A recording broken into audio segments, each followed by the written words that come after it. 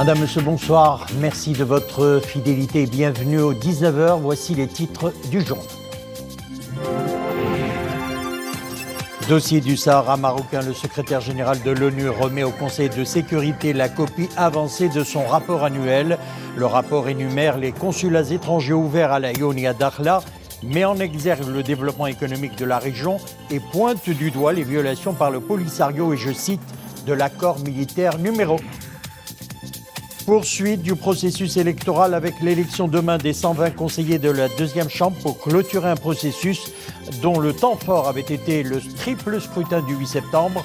Avec cette élection, la composition du Parlement prendra toute sa forme selon le mode bicaméral consacré par la Constitution. Delacroix, souvenir d'un voyage au Maroc, c'est la première fois que les créations du peintre français sont exposées au Maroc.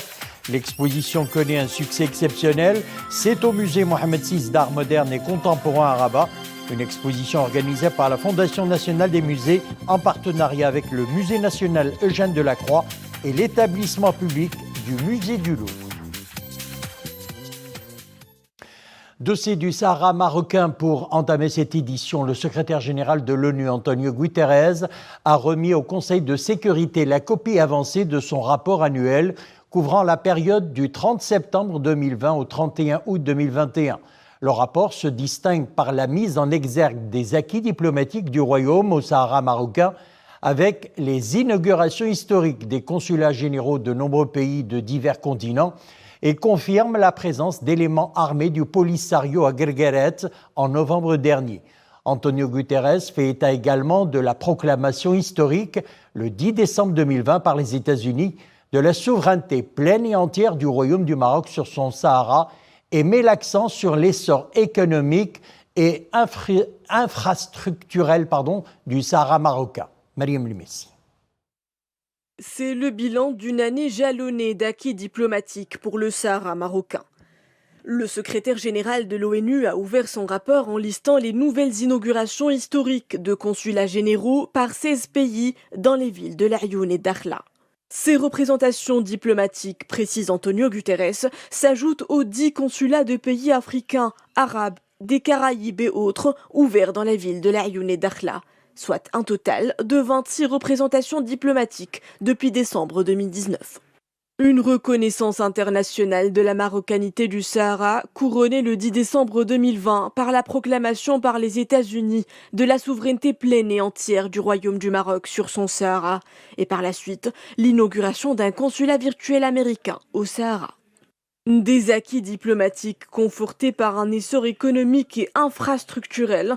Dans son rapport, le secrétaire général des Nations Unies évoque 2 chantiers de grande envergure.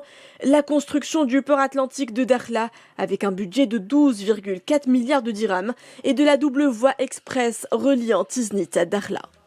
En plus de bénéficier aux populations locales, ces investissements confèrent au Sahara un vif attrait de l'investissement étranger. Le secrétaire général des Nations Unies le confirme dans son rapport, citant la visite en juin dernier des délégations diplomatiques de Jordanie, d'Oman, d'Arabie Saoudite et du Yémen à Dakhla et Laayoune pour explorer les opportunités d'investissement au Sahara. Autre révélation phare de ce rapport, la présence constatée par les observateurs de la MINURSO dans la bande tampon de Guergueret de 12 membres du Polisario armés en uniforme militaire. Le secrétaire général de l'ONU, Antonio Guterres, confirme également la présence de 8 véhicules militaires, dont 2 équipés d'armes lourdes. Et Antonio Guterres notait que le Polisario a été informé par la MINURSO que sa présence à Guergueret constituait une violation de l'accord militaire numéro 1, en l'exhortant de retirer son personnel militaire et ses véhicules de la bande tampon. Le secrétaire général de l'ONU a mis en avant l'aspect pacifique de l'intervention des forces armées royales pour rétablir la libre circulation des personnes et des biens dans ce passage, tout en affirmant toutes les allégations du Polisario d'une soi-disant situation de guerre sur le terrain. Le secrétaire général souligne enfin que les forces armées royales répondent systématiquement aux provocations et actions de harcèlement du Polisario sur le terrain. Il se réfère dans ce cadre au discours de Sa Majesté le roi Mohammed VI le 7 novembre 2020, à l'occasion de l'anniversaire de la Marche verte, dans lequel le souverain a déclaré, je cite, « Le royaume répondrait avec la plus grande fermeté et détermination à toute pratique ou tentative visant à porter atteinte à la sécurité et à la stabilité de ces provinces du Sud. » À la lecture de ce rapport, il ressort clairement que le secrétaire général de l'ONU, Antonio Guterres, fixe la portée du processus et la solution politique aux seules résolutions 2440, 2468, 2494 et 2548 du Conseil de sécurité. Ainsi, le secrétaire général a une nouvelle fois confirmé l'enterrement définitif des plans et propositions désuètes et leurs mécanismes obsolètes, en l'occurrence le référendum, auxquels s'attachent les autres partis et qui ont été écartés par le Conseil de sécurité et le secrétaire général depuis plus de 2 décennies. En plus, M. Guterres enjoint au Polisario de cesser immédiatement ces violations du cessez-le-feu et des accords militaires ainsi que ces obstructions à la MINURSO. Nous sommes à la veille de l'élection des membres de la Chambre des conseillers. Avec cette élection, la composition du Parlement prendra toute sa forme selon le mode bicaméral consacré par la Constitution. C'est donc demain mardi 5 octobre que se déroulera l'élection des 120 conseillers de la deuxième Chambre pour clôturer un processus électoral dont le temps fort avait été, rappelons-le, le triple scrutin du 8 septembre. Mohamed Eitleshkar. La Chambre des conseillers, ce sont 120 sièges à pourvoir. Les 3/5 de ces sièges, soit 72, représentent les collectivités territoriales. Parmi ces 72 conseillers, le tiers, donc 24 sièges, sont réservés aux régions. Ils sont donc élus au niveau de chaque région par le conseil régional parmi ses membres. Les 48 autres sont élus par un collège électoral constitué au niveau de chaque région par les membres des conseils communaux, provinciaux et préfectoraux. Et il reste encore 48 sièges à pourvoir. Les 48 conseillers sont élus dans chaque région par des collèges électoraux composés d'élus des chambres professionnelles et des organisations professionnelles, des employeurs les plus représentatives, en plus, mais à l'échelon national, par un collège électoral composé des représentants des salariés. Les élections sont précédées par celles des représentants des salariés, puis des chambres professionnelles, ensuite le triple scrutin des collectivités territoriales, des élections régionales et parlementaires, et à présent, c'est le tour des élections de la Chambre des conseillers. Bref, au total, il s'agit de 34 000 grands électeurs qui devront élire 72 conseillers représentant les collectivités territoriales, 2230 élus des chambres professionnelles qui vont élire 20 conseillers, 560 entrepreneurs qui vont choisir 8 conseillers et 47 573 représentants des salariés qui éliront les 20 membres restants de la Chambre des conseillers. Je crois que les 3 partis arrivés en tête du triple scrutin du 8 septembre dernier, le RNI, le PAM et l'Istiqlal, remporteront là également la part du lion, surtout que 72 membres de la deuxième chambre représenteront les collectivités territoriales. Dès le lendemain du scrutin du 8 septembre, le RNI, le PAM et le parti de l'Istiqlal avaient décidé d'œuvrer ensemble pour former une majorité au sein des conseils élus dans lesquels ils sont représentés. Covid-19 à présent et les principaux indicateurs de la situation épidémiologique. 228 nouveaux cas et 16 nouveaux décès recensés en 24 heures. Les cas actifs sont au nombre de 10 665 alors que les cas sévères ou critiques sont de 769. Pour ce qui est de l'opération vaccinale, sachez que le nombre des primo-vaccinés approche les 23 758 000 alors que celui des personnes complètement vaccinées est de près de 19 millions et demi. L'opération d'injection d'une 3e dose du vaccin anti-Covid-19 a débuté ce lundi 4 octobre. L'opération concerne dans une première étape les personnes ayant reçu les 2 premières doses depuis au moins 6 mois. Ces personnes recevront sur leur téléphone un SMS du 1717 leur annonçant qu'elles sont éligibles à la 3e dose. L'administration de la 3e dose sera effectuée dans les vaccinodromes sans condition de lieu de résidence. Vu l'importance de renforcer l'immunité chez l'ensemble des Marocains et étrangers résidant au Maroc, et afin qu'ils se protègent eux-mêmes et protègent leurs familles de la contamination, ils sont appelés à adhérer à cette opération. Un mot d'économie à présent avec cette note de conjoncture du HCP, le Haut Commissariat au Plan. La croissance économique nationale devrait s'établir à plus 4,3% au 4e trimestre cette année, alors qu'elle était de moins 5,1% au même trimestre de l'année dernière.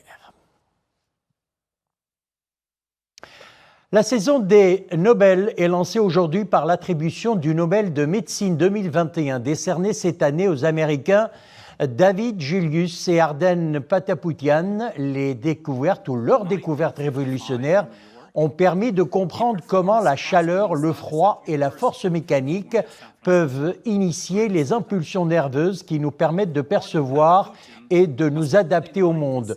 David Julius, 65 ans, professeur à l'Université de Californie, a utilisé un composant actif du piment qui provoque une sensation de brûlure pour identifier un capteur dans les terminaisons nerveuses de la peau qui réagit à la chaleur.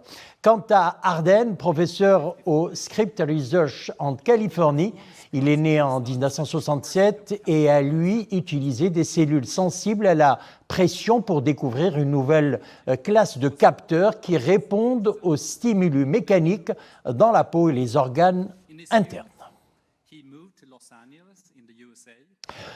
On passe au sport à présent, football. Les Lions de l'Atlas reprennent du service ce mercredi face à la Guinée-Bissau au titre de la 3e journée des qualifications de la Coupe du Monde Qatar 2022. Convocation pour la première fois du joueur du club italien de Sao Paulo, Abderrahmane Harraoui. La liste de sélection nationale voit le retour de Faisal Fajr, sociétaire du club turc de Sivasspor. L'équipe nationale jouera ses 3 prochains matchs de qualification de la Coupe du Monde, respectivement contre la Guinée-Bissau, donc après-demain, mercredi 6 octobre, à Rabat, et le 9 octobre à Casablanca, et face à la Guinée-Conakry le 12 octobre courant, toujours à Rabat. Alors sur les enjeux de ces 3 matchs qui seront joués en 7 jours, écoutons le sélectionneur national. C'est un rendez-vous pour moi crucial pour l'avenir de l'équipe nationale, de cette équipe, de ces groupes. Pourquoi je dis comme ça? On joue 3 matchs qualificatifs pour Coupe du Monde en une semaine. C'est très compliqué, très difficilement, et psychologiquement, et physiquement. On doit faire beaucoup de travail de la récupération, ni psychologique et physique. Après, quand il joue 3 matchs à domicile, l'objectif, c'est 3 victoires.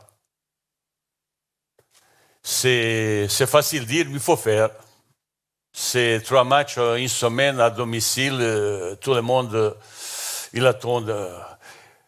J'espère qu'il y aura supporters, on est impatient aussi, avoir notre supporter avec nous. Cette manque d'ambiance, il manque cruellement pour supporter notre équipe. Aujourd'hui, on a besoin de supporter cette équipe, ce groupe.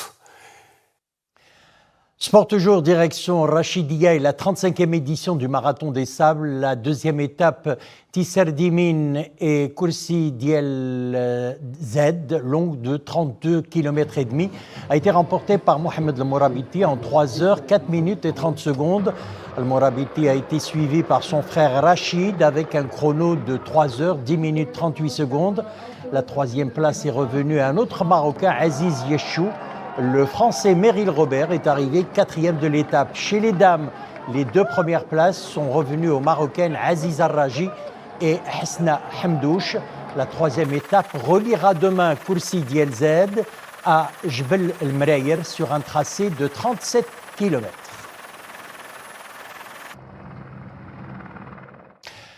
Comme beaucoup d'artistes de sa génération, le Maroc a été sa source d'inspiration dans beaucoup de ses œuvres. Delacroix, souvenir d'un voyage au Maroc, c'est l'intitulé de l'exposition qu'organise la Fondation nationale des musées. C'est la première fois que les créations du peintre français sont exposées au Maroc. Une exposition organisée en partenariat avec le Musée national Eugène Delacroix et l'établissement public du musée du Louvre, et c'est au musée Mohamed VI d'art moderne et contemporain à Rabat. Yassine Mourafiq, Zakaria Moukin Billah et Mariam Elmissi. Samira Aït Ma'allem est artiste peintre originaire d'Agadir. De passage à Rabat, elle profite des journées portes ouvertes pour revisiter l'exposition d'Eugène Delacroix.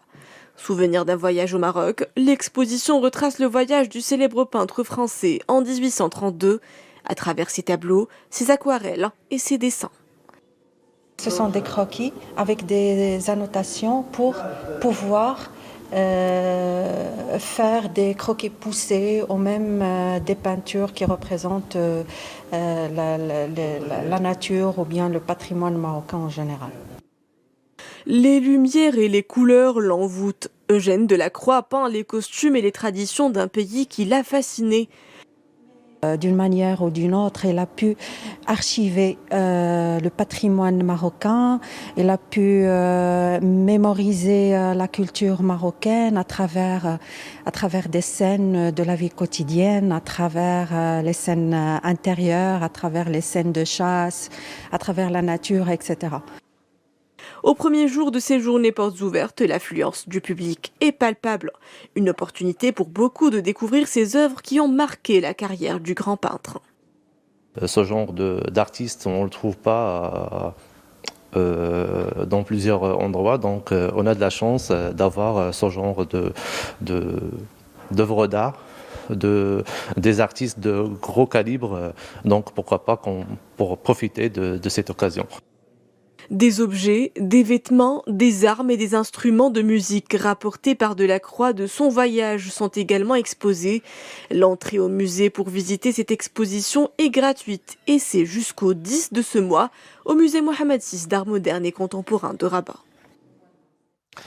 Direction Dubaï pour une nouvelle escale à Expo 2020 et plus exactement au pavillon du Royaume dans cette exposition. Un pavillon qui compte 22 bâtiments conçus à l'intérieur sous forme de longues ruelles à l'instar de celle de l'ancienne Médina et qui comprend des paysages distingués permettant aux visiteurs de voir la diversité du système écologique du Maroc, du désert jusqu'à la mer. Reportage de nos envoyés spéciaux à Dubaï, Nabila Zarqan et Amin Sharqawi. Le commentaire est signé Dominique Orlando. Conçu par l'architecte Tariq Ouelelou, le pavillon du Maroc impressionne par sa réalisation tout en bois naturel qui résonne avec le thème de cette édition 2020, connecter les esprits, créer l'avenir. L'enjeu de ce pavillon, c'était de recréer un village de terre qui soit un clin d'œil à l'architecture traditionnelle de l'Atlas. L'ensemble de ce village est connecté par une ruelle, et autour d'un patio, et ponctué d'une dizaine de jardins qui montrent l'ensemble des écologies du Maroc, depuis le sud vers le nord. 7 étages de déambulation piétonnière qui donnent à découvrir sur 13 salles l'histoire, l'identité, les réalisations d'envergure et la vision du futur du royaume. L'architecture est incroyable. J'ai beaucoup aimé la galerie avec les herbes. Puis je me rappelle plus du nom exact, mais ça sentait très bon.